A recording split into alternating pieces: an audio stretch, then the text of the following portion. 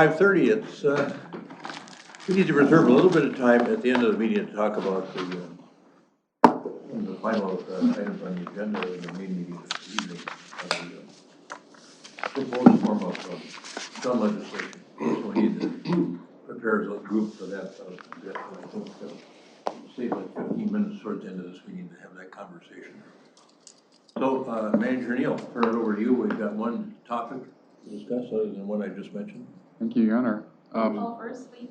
Oh, yeah, I suppose so. Call meeting order and call roll, please. Yeah, thanks. We don't want to exclude you from those tasks that you have. Right, exactly. Councilmember Agnew? Here. Councilmember Jackson? Here. Councilmember Lisser? Here. Councilmember Pierce? Here. Mayor Hovland? Here. All right. Turn now to Scott Neal. All right. Thank you, Your Honor. What we are doing tonight is to give you a regular update, status update of where we are with regards to our budget, our total budget. You're going to see a couple of things tonight that we haven't put a lot of emphasis on tonight or previous to tonight, particularly around our rec enterprises. But that's what we're intended to do, give you an update on where we are, get any input from you. We have a formal public hearing and discussion at our next council meeting on December 2nd. So with that, Ari or Pa, who's leading this? I will start us off. Good evening, everyone. Just again, the calendar to just or the timeline to just remind everybody where we've been and where we are now. So this is one of the last few work sessions that we will have an opportunity to gauge your feedback before the final adoption night in December. Our next meeting after tonight will be our Truth and Taxation hearing on December 2nd. And so with that being said, tonight we'll be bringing to you an overview of our draft enterprise funds. What does that look like currently? As well as an update of the general fund based off of changes and realignments that staff has done since the last time you saw it at preliminary adoption. And then also touching a bit on the paramedic firefighter grant update, as you are now well aware that we didn't get the grant, and Andrew is here if you guys have any questions on that. However, service level, to that point, service level is something that we still want to consider. And then human service spending. I know that topic came up at retreat, so we just want to circle back to that as far as what's in that budget and have council provide some feedback on that. And then ultimately, Ari and I want to bring the budget work plan in front of you back to you for discussion. So with that, this is our draft consolidated budget. This is ultimately the story of what council will be approving in terms of the budget for city operation funds that you enact upon at the end of the year. So we call it consolidated budget because we adopt budgets for our governmental funds, our enterprise funds, and our internal service funds. Within all of these funds, it's about $226 million consolidated together for the year of 2026. We've talked about governmental funds. This is like your general fund. We talked about construction fund and all that other stuff. But then tonight, I'm going to share a little bit more on our enterprise funds and our internal service funds. So here is the enterprise funds. I printed this page out for your reference in front of you because I know that numbers will get a little bit small on the screen, but it's the same copy as on the slide. A little preface on enterprise funds. These are different from your regular governmental fund or general fund, as you are aware of. These operate on a for-profit. If you think about it from business standpoint, they are like your for-profit funds. They're supposed to be self-sustaining, and they are to fund all our different operations in our enterprise in the city.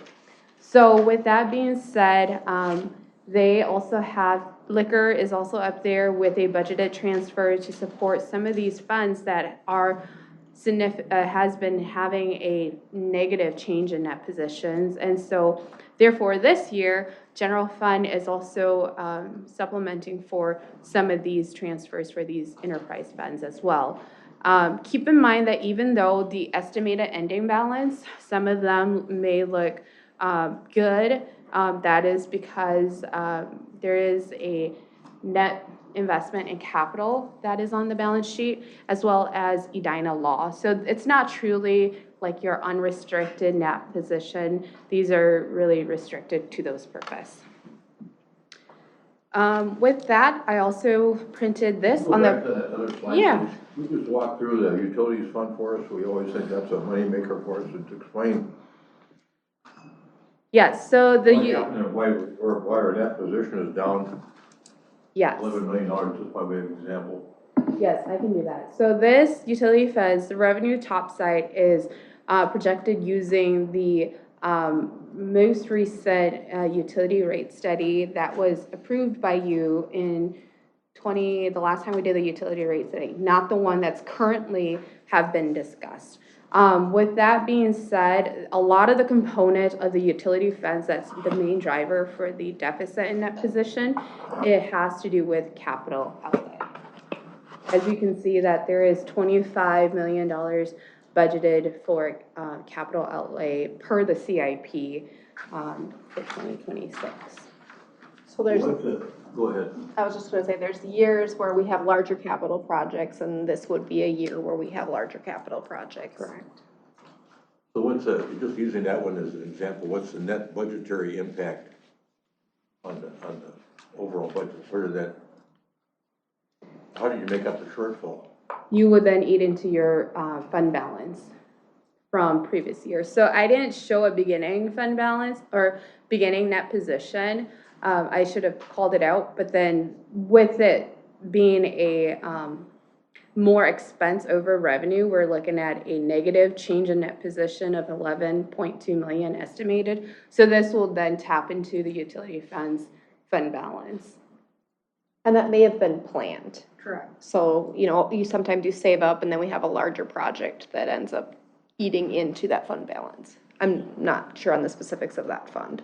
So it typically had a fund balance of a little bit less than 50%, right? Mm-hmm.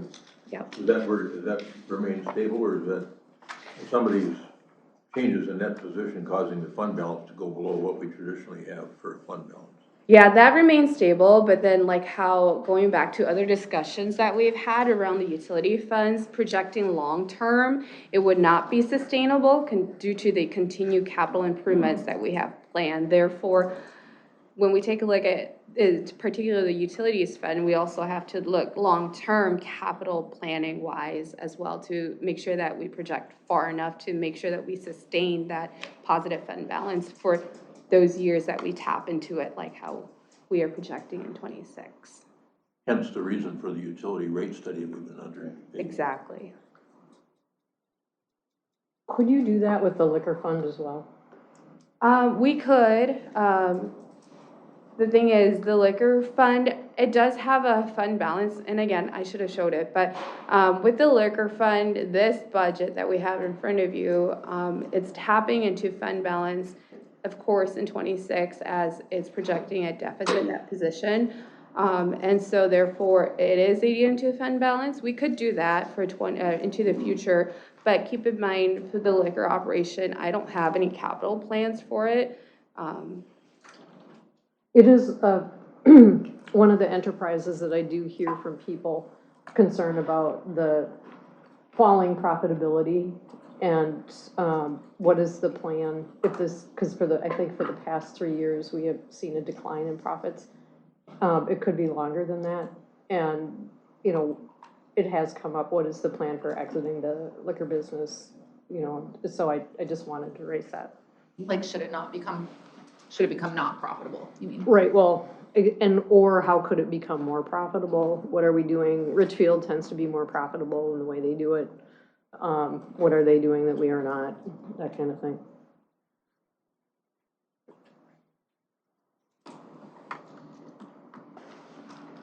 Should we have like a conversation about that at some point? Yeah. Sure, yeah. Yeah, because there's change, there's big change going on. You can engage in some management activity. Yeah. We've kind of attacked the operating cost element of it, and driven those down, but in terms of coming back to council and sharing kind of the big picture about what does that mean on the revenue side and also on the capital side, we'll do that, for sure. Thank you. And when we do that, It seems to me that there are a lot of restrictions on if we wanted to sell it, that we're not able to do that. There just isn't that theme comes up every couple of years, just sell the whole thing to Haskell's or whatever. We don't have a thing we can sell. We're either in the liquor business or we're not in the liquor business. Right. So, but in the presentation, I think that would be helpful. Thank you. We could sell the property, right? You So I can sell the think property, even understanding what an exit strategy would look like Right. if we elected to. but it's not, there's no franchise, there's no ongoing business that we can sell to somebody else. You can sell the inventory and the real property.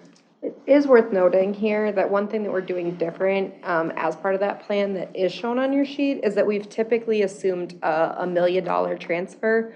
We're being conservative, both in the way that we're still asking and setting our expectations from a goal and managing our cost expectations to try to hit that $1 million, but we've actually changed the transfer out to $650,000. So in that way, hopefully, we will be pleasantly surprised by the liquor funds because we're gonna try to cost control from an expenditure perspective this next year's budget cycle. So that is a change that is shown on your sheet with the $650,000 transfer versus $1 million.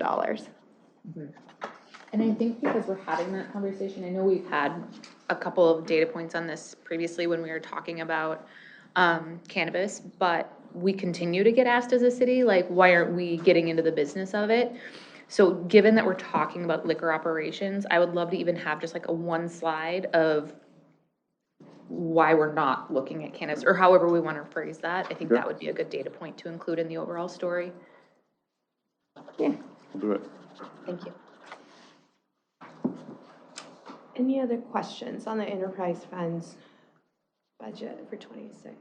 I'll just make one note, Pa, is that even though these are enterprise funds, so they have varying levels of success at being an enterprise fund, right? So some of them are almost more of a special revenue fund, and we talk about that a lot, and I think that our plan long-term is to maybe with the new art center transfer it into a different type of fund because it's never probably going to be a fund that's completely self-sufficient. There's always going to be some sort of involvement probably from some other source, whether it's general fund or in this case, it's receiving some money from the liquor fund. But just wanted to emphasize that even though they're set up as enterprise funds right now and as of today, they do have varying levels of success at being enterprise funds. All right, on the back of that sheet that I printed you, there should be the 2026 internal service funds. So on the app for statements, these are all, this and the enterprise funds, they are all considered proprietary funds. So they're reported the same way. Our internal service funds are where we allocate central overhead expenses. This is to support risk management. It will have expenses tied to property liability and workers' comp insurance.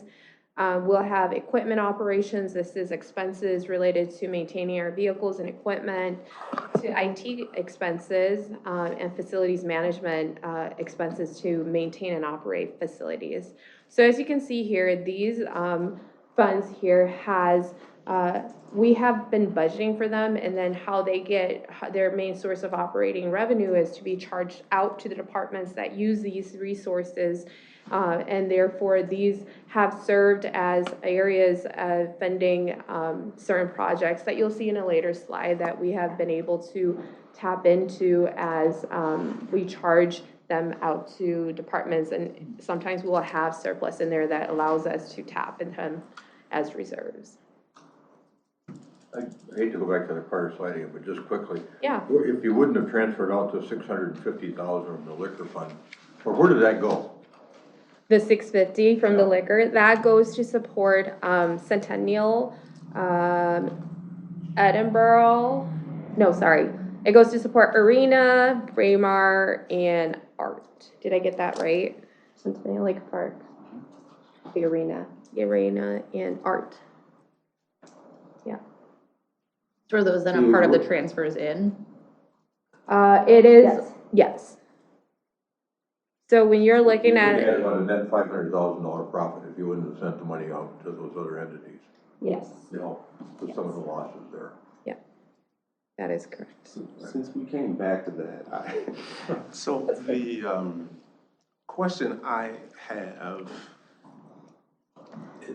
these are, I never really interpreted these as the same as I would a business that's trying to generate a certain return. And so look, we want to look at the complete balance sheet, right? How healthy is it, right?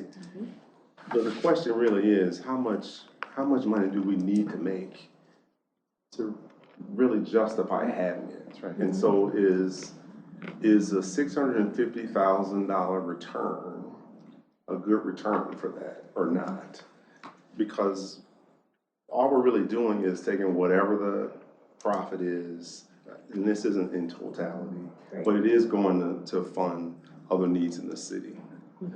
And so the question I would then have is, if I look at my expenses, like I can't really tell how much as a city we're spending on the liquor stores. And I'm making these numbers up, but let's just say it's the 7 million cost of goods sold. If we're spending $7 million on the liquor stores and getting a return of 650, is that a good investment or not? And if we get out of the liquor business, then how much revenue, how much investment, how much, yeah, I'll just stick with investment, do we have now that we can go do something else with to maybe earn a different return? Like you gotta, I think we have to look at it that way. What kind of revenue gets freed up? Cash flow? Yeah, it's a cash flow conversation, yeah. And then what happens to the Edina law? Do we lose it if we close our liquor stores? Well, we have to take that into consideration because we do have debt that we secured with Edina law revenues.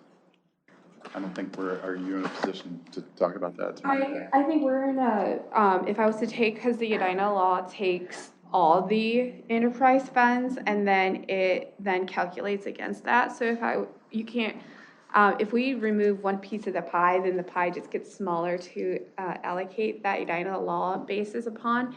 And so currently, with us having I'm just gonna call it out roughly based off of net position, 125.4 million total, right?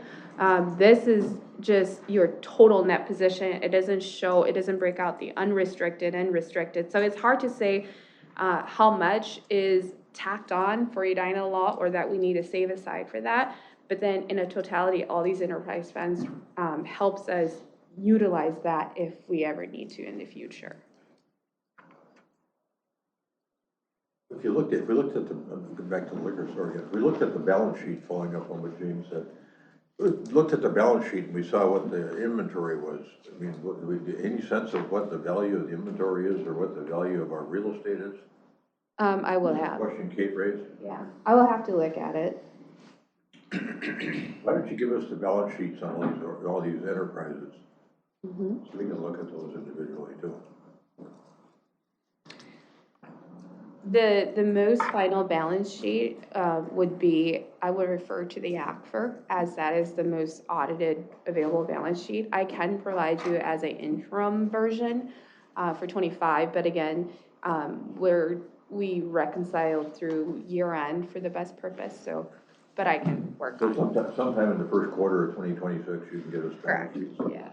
Once the audit is more underway. Yeah, because we're not gonna get at this until sometime next year anyway, right? Yeah. This whole enterprise analysis that we're having an informal conversation about here now. Ari and Pa and I do a quarterly business meeting with liquor staff every quarter. So a lot of what you're asking for, we prepare for that meeting and have that kind of discussion. So it is information that we have and can share with you too.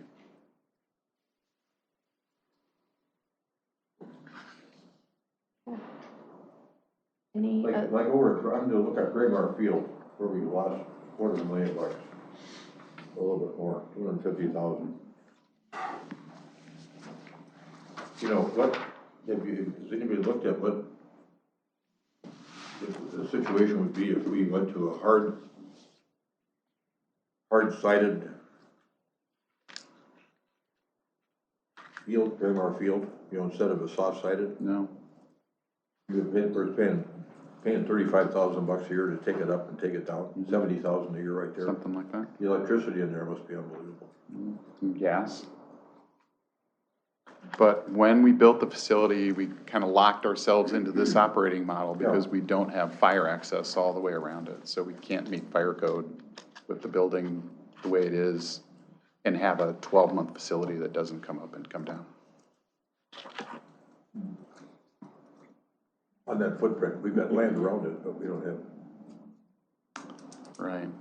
I'll just note really quickly, because you brought up the negative 200,000 fund balance on that one. Part of that is because there's a pretty big $200,000 project. I can't remember exactly what it's a lighting project? I think it's a heating. A heating? There's something happening there that they haven't saved for, and half of it's being paid by some association. I'm sorry, Perry's not here tonight, but Half is paid by an association, the other half is by the city. That's why you see a 200,000 capital outlay expense in the Braemar Field budget for 26. so again, that's like an intentional, that one's probably one of the ones that has a really intentional use of capital reserves for a direct purpose versus maybe a operating day-to-day challenge. And so it's still at a loss, but not Might be a as little more meaningful. intentional. Yeah. Doesn't mean that we couldn't save money by doing a structured building or things like that. There aren't other opportunities to save money by reviewing stuff, though. Yeah, I just think it's these funds are constructs that most people don't have experience with, right? So, like, it's easy to say, what's not making money, get rid of it. Well, that's actually not necessarily true, right? And so if we make a different decision with any of these, then they're dominoes that fall that we still have to figure out how we're gonna deal with it. We talked about Edinburgh a bunch, right? So I'm not sure how you have that conversation, but you gotta put the whole story together so that we can understand the puts as well, puts and takes. I remember years ago having this conversation about the ice arena. Josh Bragg was on the council at the time. He said, well, it doesn't make money. I said, well, at what point do you think you should be thinking about closing Braemar Ice Arena? Well, you're not gonna close Braemar Ice Arena. It's something that our town wants, and we're gonna subsidize that. Yeah. If you think it's, $400,000 a year divided by the number of households, I think people would think it was a good investment. But to the point you're making, we're not looking at these as businesses on a standalone basis. We're trying to figure out what the community value is. And is there a point at which it doesn't have that value anymore? And I think that creates this space too for, remember Rissa's question on, right, if we think it's a good construct to generate revenue to fund other things in the city, then how can we operate some of these more effectively to generate more value, right? So it's a holistic conversation. It's also a conversation around balance and choices. I mean, we could make the ice arena run closer to a break-even operation, but we'd have to charge significantly more for the price of ice. And if we charge significantly more for the price of ice, that has some impact on access, right? Yeah. So we have to try to run these at such a level that revenues meet the expenses that we need and whatever the capital are without being too high to damage the ability to access by everybody. All right, I'm the so, only one that requires a careful analysis right now, and that's Edinburgh. And it's on our budget work plan, Yep. so we'll get to We're that gonna one. talk about that in a little bit. Okay. all right, so the next slide Pick your here. page.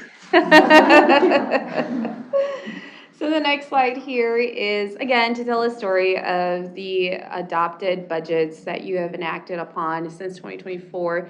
to where we are tonight. So I want to focus on the far right side. That is what we're bringing here to you tonight for discussion is our final city manager proposed budget.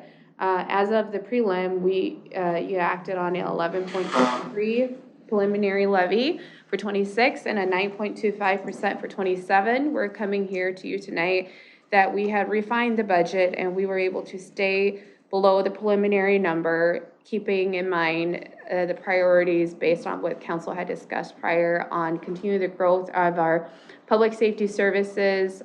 We're proposing 6 firefighter paramedic within our EMS service, and then we also took a look at exploring alternative revenue options.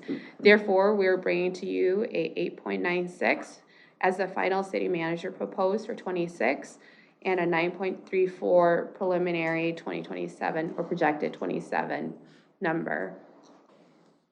There's also savings that we were able to obtain from combining our public works department into our engineering departments as well. There's an asterisk by the 6 paramedic firefighters on slide 8. Yes. What exactly does 6 firefighter paramedics mean, and what does that asterisk mean? The next page here that you were reading off of, this is what is with it, all included within the city manager budget highlights. Like I mentioned earlier, the only change, the biggest change, right, is the firefighter paramedics. Previously, a preliminary, with that preliminary adoption, we had 12 paramedics, firefighters in it. I put an asterisk because this is the city manager's proposed budget that we're saying, okay, at 8.96, we can do 6 paramedic firefighters for starting in 1/1/2026. Do you have a list of all of the changes? Because I also saw the street reconstruction looked like it went down 300,000. No, it's all the same since you last looked at it. You're prelim. looking at the 27 columns. I was, you're right. Yeah.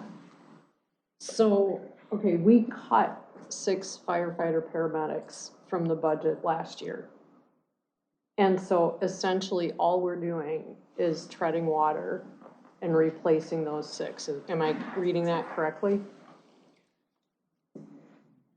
We didn't add 6. We cut, it was in, and we Well- cut it. But we We weren't. stayed at the same number we We had. stayed the same Yeah. number. Right. Okay, but that was one of the items cut. Yeah. And so we're not, it makes me nervous because that number 3.77 stays in my head. And everybody knows what that means, right? Which number? 3.77, which is how many firefighters you have to hire for one 24-hour position. And then we've got changes to state law starting January 1st. So that could go up to, I don't know what, and so only adding 6 is, to me, a problem. We have 3 shifts, chief, That's correct.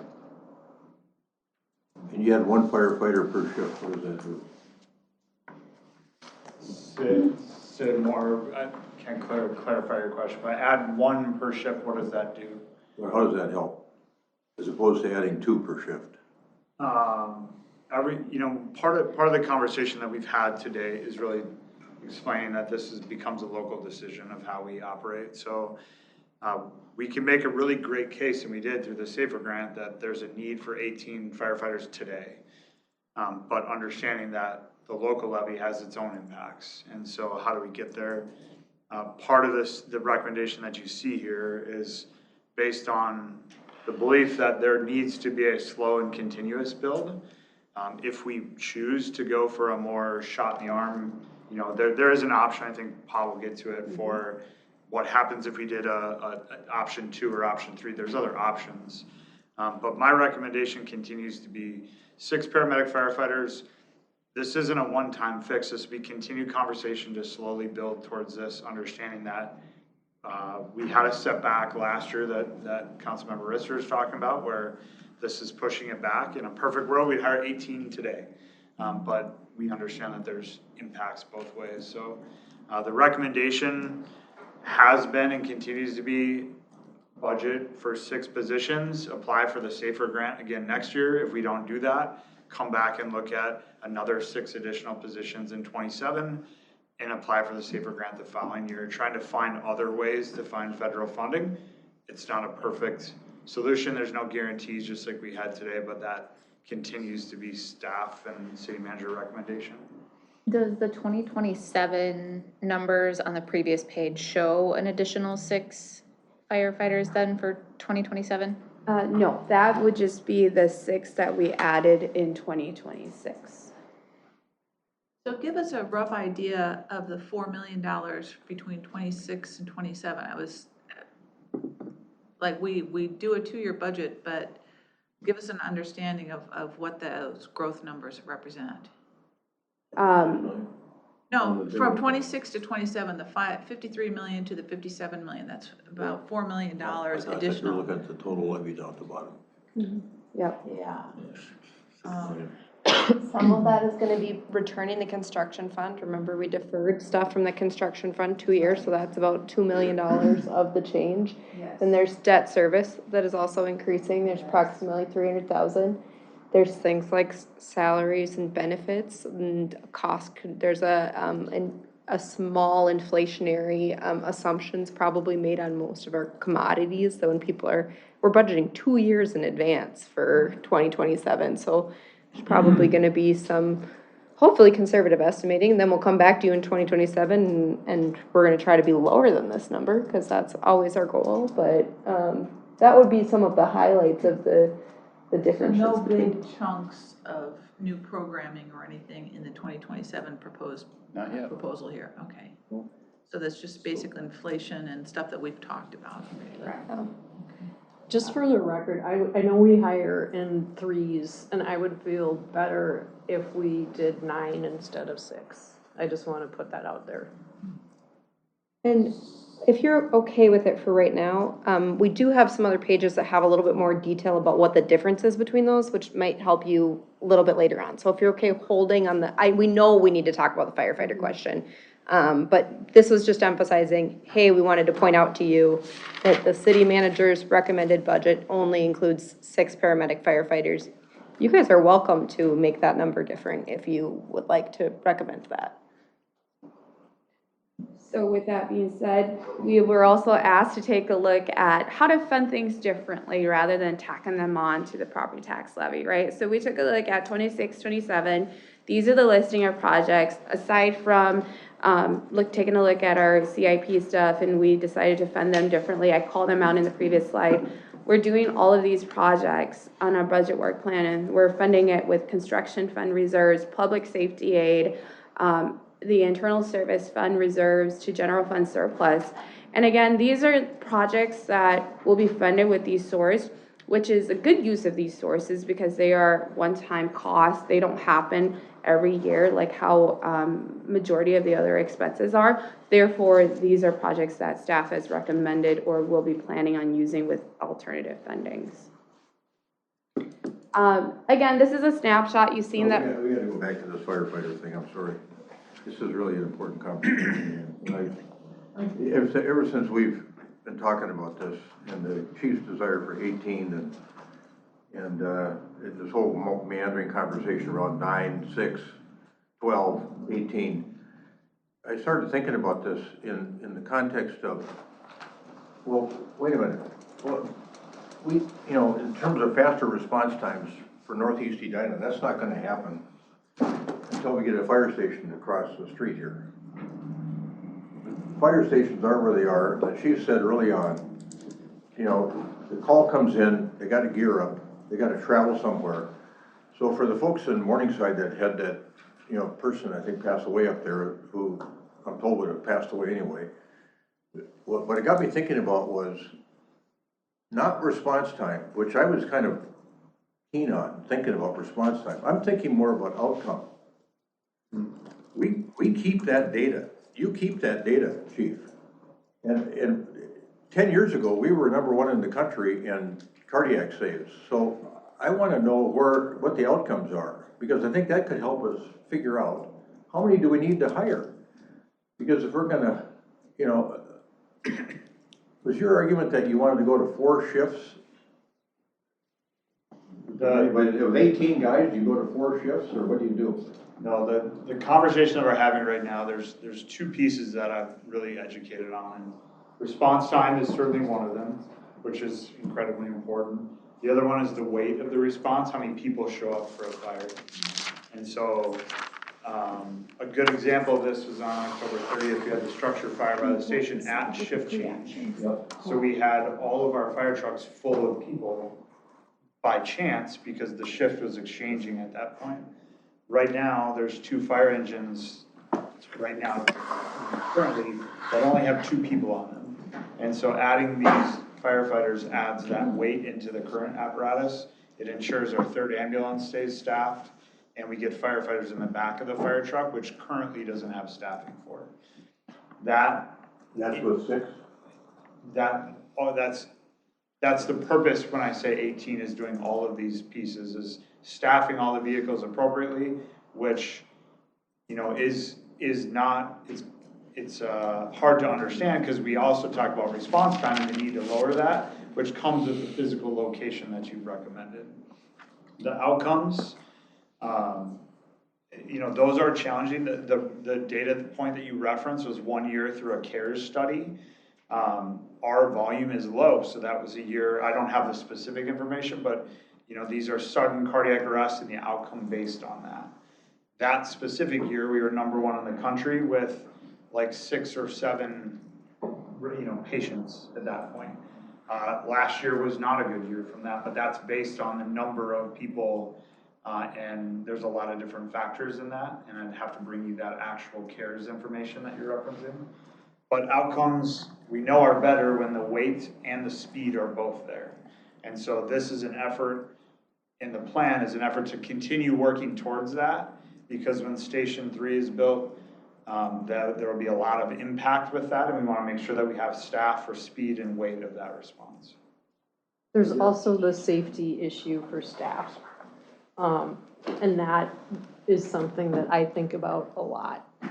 And so having only 2 people on a vehicle is something that concerns me.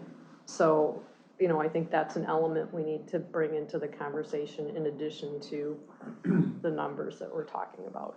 For me to make a decent decision on this, I need to know outcome, because I know we have software data that allows us to determine outcome. I want to see that. I want to know from you. You expressed the concern that if we have multiple calls and we're trying to respond to it at the same time, it's problematic right now. I'd like to know what % of the time we get called out twice, or we get a double call out or a triple call out. If it's 10% of the time that we have to send 2 teams out or 3 teams out, or if it's 60% of the time, that's going to make a difference in how I personally think about this. Because balanced against what you want to provide in terms of optimal service is the burden on our residents in terms of tax increases. You know, and so we have information here that says today for this budget thing, well, on the $500,000 house, taxes are going to go up $15 a month or something. Well, I'm already getting calls from people that have $2 million houses and their taxes have gone up $10,000 over the last 3 years. So we got a lot to think about here in terms of how to find some balance between what you'd want to provide in terms of optimal service, and we might as well, balance against what our residents can afford to pay. So one other factor is that the labor market has changed more rapidly than the ability to pay has changed. So for a long time, we were the only ones with firefighter paramedics. And we were the gold standard, and we still are the gold standard. But cities around us are changing, and they are hiring firefighter paramedics without ambulance service. So those firefighters in our neighboring communities are making more money and spending less time on calls. so they can go out, so when they don't have the ambulance service, this is one of the things I learned last night. So the labor market for firefighter paramedics has changed dramatically, and there's a lot more competition, just to simplify things, a lot more competition for these talented folks. And at the same time, people aren't making a lot more money to pay property taxes to catch up with that. But so it's a disconnect, and we have to resolve that, but we have to be aware too that we're no longer this island of, really amazing service, that the cities around us are trying to have that really amazing service too, and can poach our guys. Sure. And that's a threat in these, so. I just think I agree with a lot of what you said, Mayor, in terms of looking at outcomes. I think the labor market, I think all of that's true, that you've raised, Member Jackson. I think the points Member Risser makes are spot on too. Like, I worry about that as well. But like, we can't make the budget decision on this like we don't have a checkbook. Like, we have to do that. And if we want to add 12 paramedics, then we have to say how we're going to fund those. We should not just add to the general levy for those additional services. We have to look at the entire budget and say, if we want to add this, here's how we're going to fund it. Nobody around this table works a job and just spends money until they're out of money. Nobody does. None of us do that. And we shouldn't think that we're going to do the same thing with an enterprise that's $226,000, $226 million. We shouldn't do that. So if we have the outcomes conversation and we believe we need to add them, we should figure out how to fund it. Could we go to slide number 21? The debt service levy projection. Can I say one other thing? Yeah. Sure. 2027. I'm just trying to be really clear and transparent. Right? I think the stuff that I'm saying, I've been saying consistently. I'm waiting for you to say it. That We're waiting all day. I think the 2027 target, we need to be figuring out how we can get between 4 and 7%. And that number is whatever it was, 9. Half of 9, yeah. Yeah. And so the only way to get to that is when we approve this levy, we have a target for the next one, and we do the work we did this year. If we hadn't done that work this year, I don't know that you would be recommending a target or a levy at 8.84, whatever it is, right? And so at the beginning of the year, we need to set a target and have these conversations to figure out where we want to spend our dollars and start that conversation in January so that when we come to the next levy for 2027, it's in a range that is more sustainable. We had the conversation at the beginning of the year where we were supposed to be very purposeful. If we added something to the levy, we needed to figure out what we were going to take away to compensate for that. We haven't been consistent in applying that at all. And when we approved the aquatic center, we did not discuss what the impact on the future levy was going to be. We did not talk about what was going I to don't be. agree with that. I think we all knew what the future impact was going to be on the levy. We did not talk about it before the vote. No, we didn't. You can go back and you can watch. It is part of the public record. Well, yeah, I think we all knew, at least implicitly, that it would have an effect on the levy. You can't borrow $9 million and not have an effect on the levy. It's an interesting conversation to watch. But the point is, at that juncture, we never talked about, okay, what are we going to remove in order to do this? And one of the things that I have a problem with is it feels like we have this conversation for some expenses rather than other expenses. And so, you know, you look at that blue part of the bar graph, that's the aquatic center. Yeah, so, And so, you know, it just feels like I keep hearing the argument that we have to be really mindful of how an expense is going to impact the levy, and it consistently falls on hiring more firefighters. And I just want to get that out because that is something that bothers me. Member So, yeah, Visser, I don't accept that. okay. In fact, when we made decisions that I knew would impact the levy, I asked the city manager, we're supposed to be below this percentage. Are we gonna do that? Do we have a way to make sure we can get there? I've asked that question numerous times throughout the year. That's different than saying, what are we going to cut in order to take on this additional expense? So you wanted to ask explicitly that way? Because the way believe I'm that was answering the what- question Okay. is that when we're adding expenses, I am saying, where are you gonna find a way to pay for that so that our levy continues to go down? That is the way I frame the question. And so Okay, I the must have outcome missed- is the same. I must have missed that caveat, you know, so that the levy goes down. Because my understanding from the beginning of the year was that we were supposed to, if we added an expense, we had to find something to cut. And that's very different from what you're saying. So I agree, we're looking at this differently. But then the slide is, I guess it's semantics, but there's a slide that we just saw that showed, here's how we're gonna cover some of the costs differently. And so is it a reduction? Are we not spending here or there?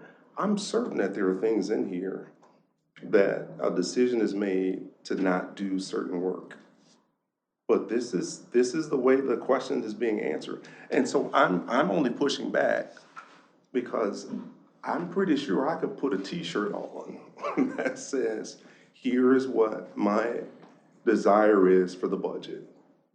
Right? I'm pretty sure I can wear that on a t-shirt. And so the semantics of how it gets done or not, that is the only thing I'm looking at when this comes up. And are we at the right target? And then the other thing I want to say, I like the fact that we're talking about looking at adding paramedics and firefighters every year. I actually don't want you to say, James, you have to pay your share of the 1.2 million, and we may or may not get them. I don't want to do that. But I'm happy to pay every year. If we need them, if we show the outcomes, I'm happy to pay every year for that. But don't ask me to pay for 12, and we're not sure if we need them. Don't ask me to pay for 18, and just continue to increase property taxes. And I'm just being clear. My property tax bill is $26,000, and it's not a $2 million house. And so we can't keep doing this. We just can't keep doing it. And I'm not saying shrink the spending. I am saying we have to be sensible about what we're spending our money on and how we're spending it. And that's what my focus has been. And was the process the best process? I don't know, but it was a process. Just one, the argument that it is impossible to hire, or it's unlikely that we can hire 9 paramedic firefighters or 12 is something that I've heard from council members, but if memory serves, Chief Slama was confident that he could hire 12, 18 firefighters, paramedics. That's not I what did say we're that, but that's not what I'm This saying. Okay, I thought I'm that's not what, saying that either. okay.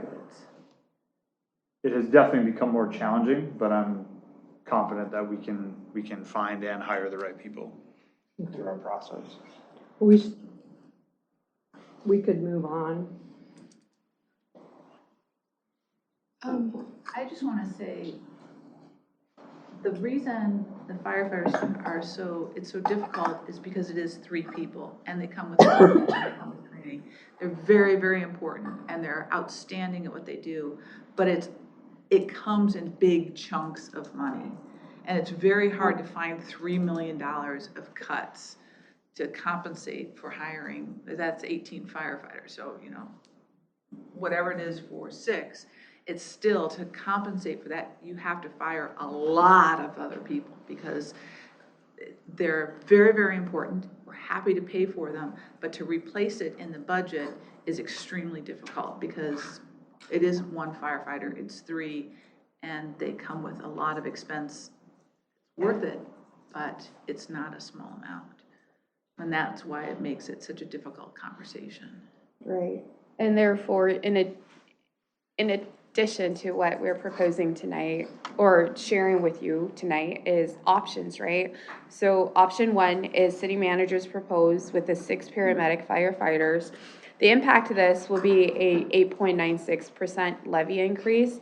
This is 2.07% less than the 11.03. The impact to 2027 is on the far right side, or we can choose to do that plus 6 additional in 26, starting on July 1st of 2026. So half a year with 6 more additional firefighters.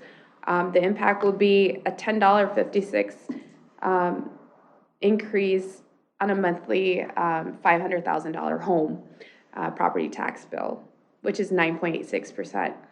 Or we could do option 3, which is what we had at preliminary, which is bringing on 12 paramedic firefighters at the beginning of January 2026. That will be a 10.75% increase and $11.70 per month on a $500,000 home estimated impact. But then I think you hit the target when you said, what is the service level we're trying to get at, right? And so, therefore, truly the discussion for tonight is, I think the biggest ticket item, I would say, is where is the future of the service level we're trying to get at for this? Did you run 3 firefighters? I did. I just don't have it up here, but I calculated just for you, and I have 3 only, right? In 2026, that is a 8.06% levy increase in 26, which is about $8.26 per month on a $500,000 home. So it would be slightly helpful for us to have a little bit more feedback of where you all are sitting, so that when we go into the December 2nd Truth and Taxation hearing, maybe it gives a little bit more context. So if there's any of these options you would just straight eliminate, maybe we can start there, of that you don't feel comfortable with, or some consensus built I'll in. restate what's important to me. I need to know what our outcomes are over the past 2 years on call. How many people have we saved? How many people have died? I don't even know what the indicia of measurement are. I want to know how many times we've had requests for multiple calls at the same time where we had to respond. What percent of the time do we have 2 ambulances out, or a request for 3 ambulances out, we don't have them staffed? If that's 10% of the time or 60% of the time, it's going to make a difference to me in how I think about this thing. Right now, I'm thinking, because of the other elements we have to consider here, and the economy and everything else, I'm fixated on 3, but that's only because I want to help, but I want to help our residents too, to keep the cost down. So, but I don't have a logical reason for that either. That's why I want that other data. Right. If I might add, just the outcome specific to EMS data is challenging because it's HIPAA protected. We know we transfer the patient to the hospital. After the hospital outcomes becomes a challenge, right? Because we don't know exactly what happens, and we aren't privy to that information. I can get the CARES data, the report that you had mentioned before 10 years ago, that shows sudden cardiac arrest data and the outcome specific to a small percentage of our population. And I will bring that.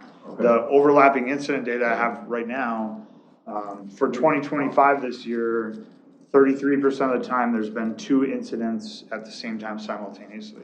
And we can support that at current staffing.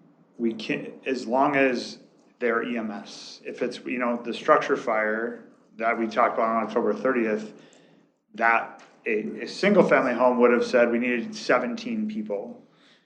We had 17 firefighters, our own firefighters, because of shift change, and they were all assigned at one point for 2 hours. We had no other resources available during that structure fire. So that's the hard concept to understand is if we're talking structure fire, it's a lot of people in a fast time. If we're talking EMS calls, it depends on the acuity of the call. A Delta medical is going to take an engine in an ambulance because it's more acute. So these are multiple calls happening, overlapping at the same time. So we also have, for structure fires, we have mutual aid. People come and help us out. Correct. I think part of the question is what % of the time do we get a call that we can't respond to right away? And I don't have, I can get that information to you for, at another time, that I can give you exact numbers. So like we have to be able to say, this is the value of this spend. We just have to be able to say that. How about calls per firefighter per year? You got that data? We've got that. He's given us that data. It's in my spreadsheet at home. And the challenge with that is we don't send one firefighter to one call. You're sending a team of people to, again, that structure fire that I keep referencing just because we all talked about it on the 30th. That's one fire that we had every single resource available assigned to for the period of that call because it's in an apartment building and saved a large number of that property.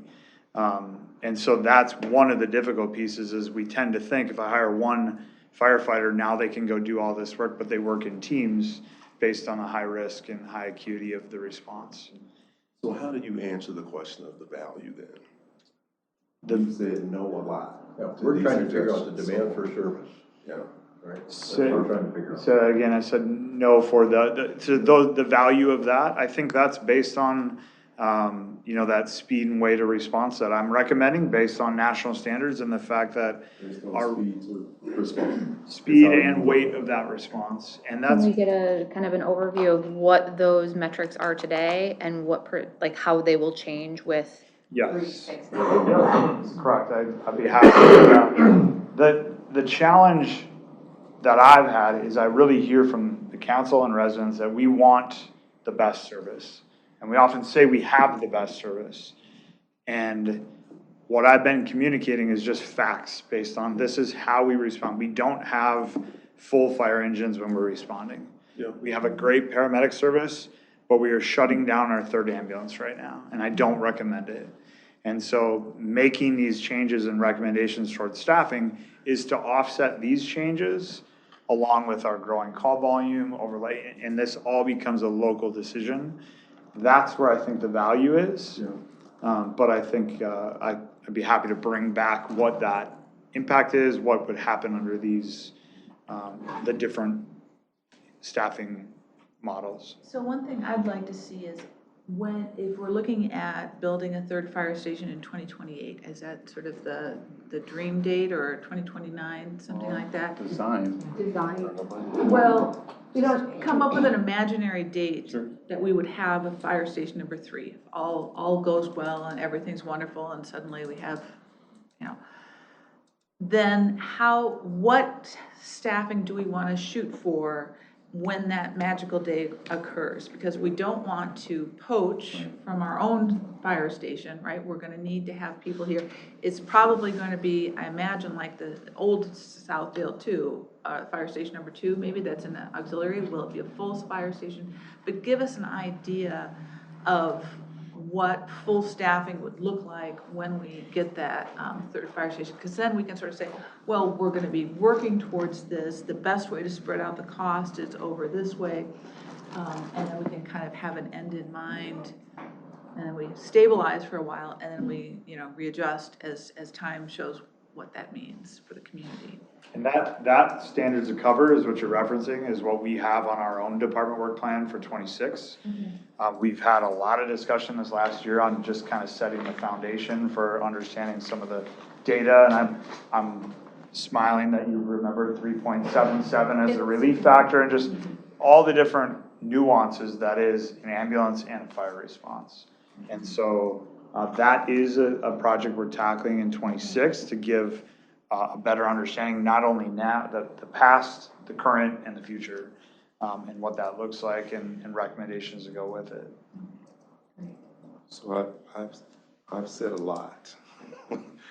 This is one of the things that I think as a council, we should be on the same page of whether there are things in the levy that we agree with or not. When we vote on this, I feel like it's something that should be a unanimous vote from the council. That being said, when you come back with the value, however is the best way to look at it, I'm still gonna say the same thing. I want the levy to be at 8.96. And so as we go back and we look at the value, which of these options we want to be at, I'm gonna say the same thing. We should be targeting to keep the levy where it is or make it lower. And so how do we accomplish that? Because to me, this isn't about, like, I really hate when we do it's $10.56 a month. Right? Yeah, When we do that, it's like, oh, it's just $10. I got $10 in my wallet here. Right? That's, because it's not. Don't even get that, Right. have that column up there anymore. To me, this is about a philosophy of, if this is something our community needs, how are we gonna think through how we value it and how we're gonna pay for it? How many firefighters do you need, or how many EMT guys do you need to fully staff 3 ambulances? 6 staff, 24 hours a day. So to, basic rough math would be 24 full-time employees to staff 3 ambulances, So the 24 hours. option 1, the 6 fire paramedics gives you the ability to staff 3 ambulances full-time. It will, 24 hours. it will push our staffing to a point, given a lot of the unknowns with the new legislation around time off, that 3rd ambulance will be in service, and we start putting firefighters in the back of the fire trucks. So then, the next question I have is, what percent of the time in 2025 have you seen a demand for 3 ambulances at the same time? Is that the 33% number? I'd have to dive into it, because this is just showing overlapping incidents. I'm not breaking down EMS or fire. I have the ability to do that. I would say the majority of our calls are overlapping, are EMS in nature, but that there's I don't have that data right in front of me right now. You may have given us this data too, about increase in EMS calls from 24 to 25 to 23 to 25. I mean, that's Got it going back. 7,222 and 23, 7,316 and 24, and we will be closer to 7,500 this year. okay. It's about a 2% increase every year. Okay, thanks for that. Could there be an option 2A and 2B, which is 3 additional firefighter paramedics and 6 additional firefighter paramedics starting in July? And I think it'd be. Say that again? So option 2A would be option 1 plus 3 additional firefighter paramedics. Option 2B would be option 1 plus 6 additional firefighter paramedics. And that would build in staff support so that we have a better, by then we'll know the impact a little better of the legislation that kicks in January. And if we could have numbers for that. You mean federal legislation? No, it's the, state paid legislation. parental leave. Municipal Aid Leave Act. Family medical leave. So, Councilmember Risser, I think are you saying option 2 as it exists is 6 in January, 6 in July, and another option that's 6 in January, 3 in July? Is that what you're? Exactly, yeah, so at least there's a little, I mean, because I'm hearing hesitancy to go up to 9.86, but what would the cost be if it was? Based off of my very quick math, it'd be about 9.41, which would be about just splitting the difference of those two Okay. numbers. So it's about a 0.5% above option 1. But that's okay, if that is a preferable option, we can show that in the presentation too. Right. Maybe take option 3 off. And I have to say, I really have a hard time with the idea that we would only budget for 3 firefighter paramedics and not even do the 6. I think that's not even 1 full-time position, because you need 3.77. 1 more per shift. No, because you need 3.77 in order to fill a 24-hour period. You don't need just 3, you need more than that. Couldn't argue about that. I was able to pull the EMS data, so 2 ambulance calls happening simultaneously in 25 happens 34% of the time. I think you told Kate that earlier. This is breaking down, now this is taking out fire separate, and so, about 13% of the time, we have 3 ambulance calls at the same time. 13%. 13% of the time. And have we been at 2 ambulances for the whole year? So does that mean 13% of the time we couldn't support a call? Nope, not always, because again, based on our staffing model, we are trying to staff 3 ambulances every day, but we had to make a choice. Do we mandate people to stay and so, there is a number of times that the ambulance isn't staffed based on, we staff it to 10 every day, but if a late sick call happens and overtime won't fill, the ambulance gets shut down. How many times is that? 13%? How many times is what? Is it like 106 calls? Yeah. 715 calls this year. We've had 3 ambulance calls 3 calls simultaneously.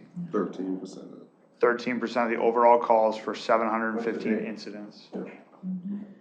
And so that's why, when I'm talking about the value, there's risk with any of the decisions that we have. And that is, yes, we can call mutual aid and we can hope that someone comes. What I'm recommending is a slow and gradual build to continue to mitigate our risk, because we'll never be able to mitigate all of it, and we can't change this overnight. I think that's smart. And then what percentage is 4 or more concurrent? The percentage of 4 or more calls is 4% of the time, 216 incidents where 4 calls overlapped one another for EMS only. I can break down all calls if you'd like. Almost 1 a day. There were, and then just fun fact, 3 times this year we had 7 calls at the same time. And so that's where I'm saying we've seen this increase of multiple calls simultaneously. As we have full fire trucks, we have the ability to cross-staff additional vehicles to get people there, where we would move, even a 4th ambulance if it was possible based on our staffing. We don't have that ability today. Thank you. Yeah, that was good. That was a good data discussion there. Really helpful. You're keeping me on my toes, trying to keep these all fired up. You should know by now. Hard to quantify any of this, so. And then there was a question on mutual aid. I'm trying to pull that up again now, pulling it out. I think it was about 200 times we had EMS mutual aid called, but I'll verify that here shortly. And that would be on anything 3 and above. Oh, yeah. Or 2 and above, depending, or even 1 if everyone's assigned to a structure fire. Okay. During that period we were on a structure fire, we had no ambulances available, and that's why it's complex. I think we try to look at this as a very black and white answer, and it's really complex as far as doing both of these services. Well, and I do think it's fair for the large structure fires for us to rely on mutual aid. I think that given our location in the cities, I think that's fair. And so it's more about what are the repercussions of that? We're getting old, population getting old. Yeah. Right? Yeah. All right. That's longer on scene too. Yeah. Okay.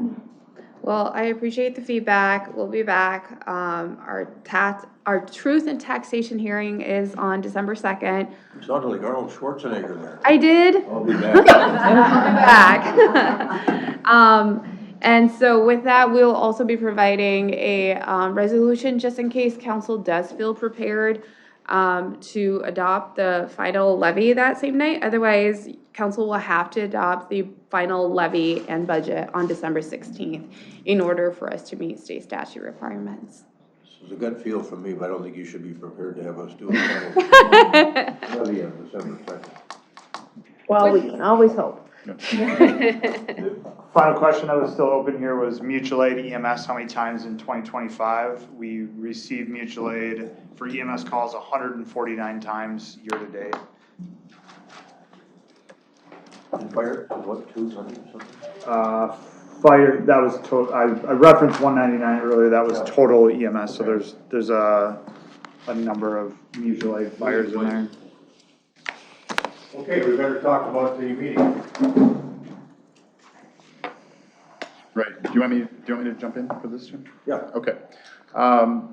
We had a quick meeting yesterday afternoon with Mayor and some other key staff to talk about just prep for the council meeting tonight. So we're taking up a controversial issue.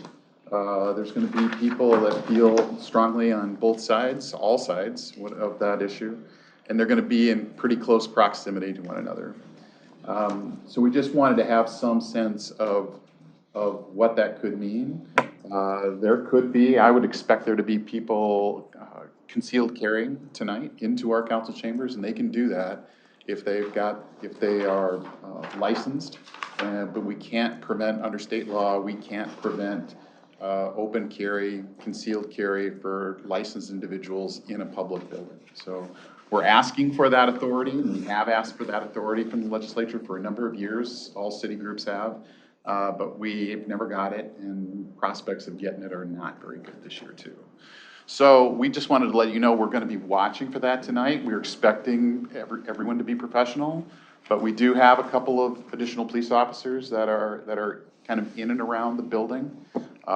We had an extra dispatcher come in to kind of keep an eye on all the different cameras that are not only inside the building, but also looking outside the building to try to head off anything that could be a problem.